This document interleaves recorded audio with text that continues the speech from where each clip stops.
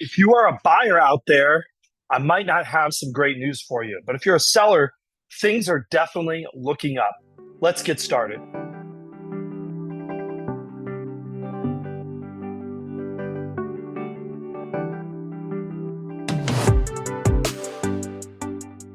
My name is Stephen Meade with Domicile real estate for people who love houses. And this is our Southern California housing market update for October 22nd, 2024. Gosh, I almost said 2025, even though we're a few months out.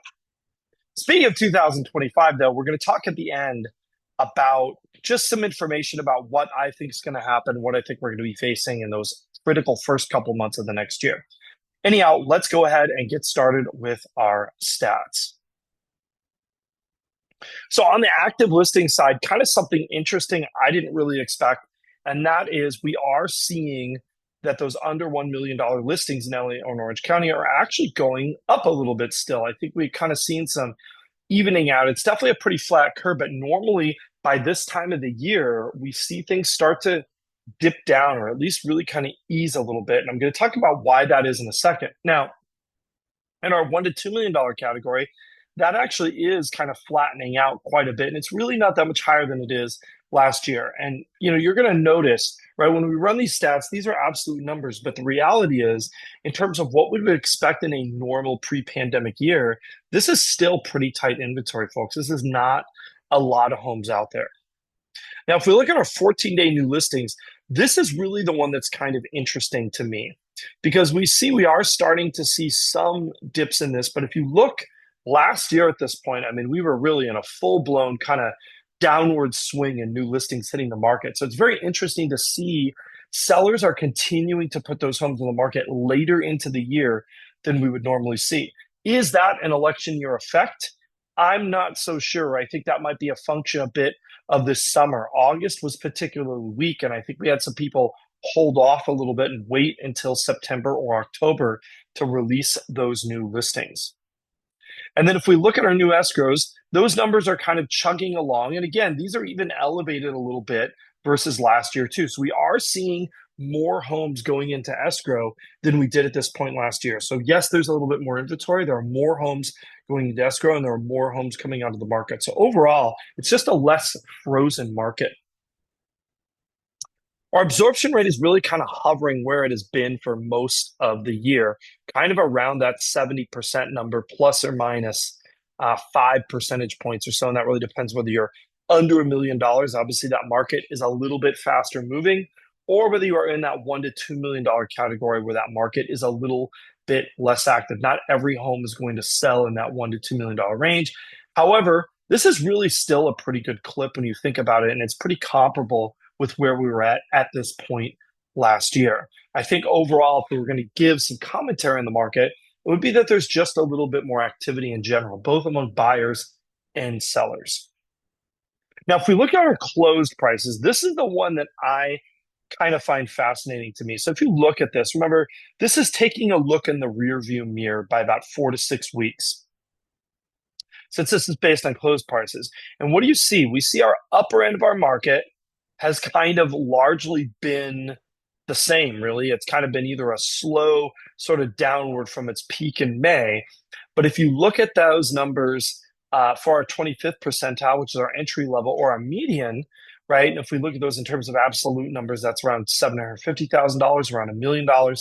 What do you see is that those closed prices have really ticked up. And I think what that's telling you is just how sensitive certain price ranges are to interest rates. So you see those lower rates absolutely spurred on some activity and some price jumps and competitiveness in those lower price ranges, but they really didn't do much for that 75th percentile or that more luxury price range.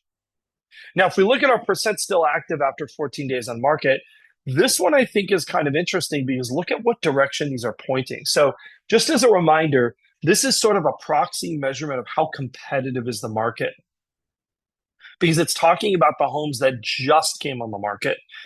Did they go under contract or not? Are people just eating up the new inventory, or are they going back and maybe eating up some of that older inventory?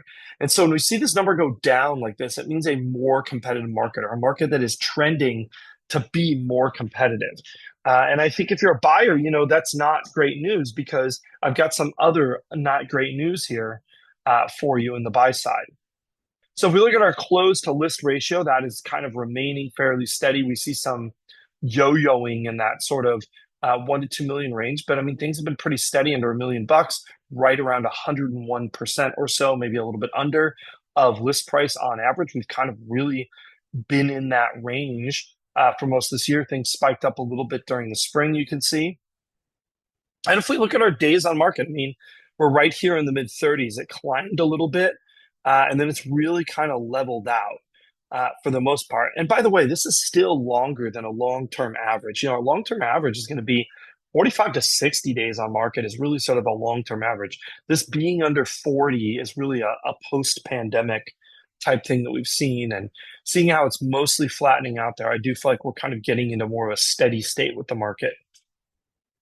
Now, I want to talk about the chart that really, I think, if you're a buyer, especially you're a median price or below buyer, the chart that you really didn't want to see. So, last time we talked about how close that payment index and the blue line and that rent index were getting. And I said, the market really will support higher prices and interest rates. And guess what?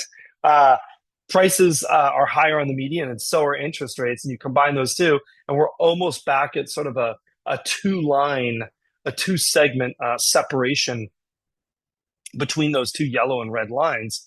And really you see kind of that that separation is really what sort of fuels price growth in the long run. I think you'll notice that there is some tethering, right? Like either rents have to be pulled up or home prices have to be pulled down. You can't maintain too big of a gap in the long run. Anything more than 40%, which is two of these boxes, and it just doesn't seem to work.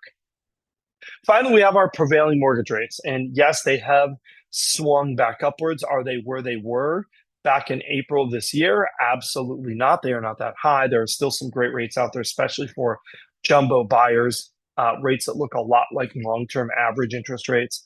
I really despise the phrase marry the house and date the rate. It just doesn't sound right to me. But understand the rate is more of a temporary thing, and the house is something that is more permanent.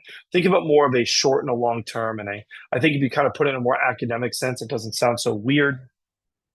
But always try to make your real estate decisions as long term as is practical, right? If you're a buyer out there, don't buy a house that you know or think you're not going to like in 3 years. I think that's really kind of a dumb move. You want to give yourself the longest runway as possible. And if you're a seller, some of this news is encouraging, right? I think our market had been feeling just a little bit flat and frozen. I think we're seeing higher numbers, just more activity in general, more buyers and more sellers. I really do think that's a good thing if you are a seller, especially if you're an entry-level market segment seller. You kind of live and die by the interest rates. They bumped up a little bit. I have no doubt that they're going to take a downward swing at some point here in the next couple of months again. But understand that interest rate game, it is not a linear fashion. It's not like the Fed just sets it and it just gently moves. The bond market is a fickle beast, and you'll see a lot of pre-reaction and post-reaction going on there. Hey, don't forget to like, subscribe, and hit that notification bell. Questions and comments, we love them. And of course, if you are looking to buy or sell residential real estate here in Southern California, absolutely, we would love to lend you our expertise. Don't be afraid to reach out and ask questions. Contact information is down below, and we will see you again real soon.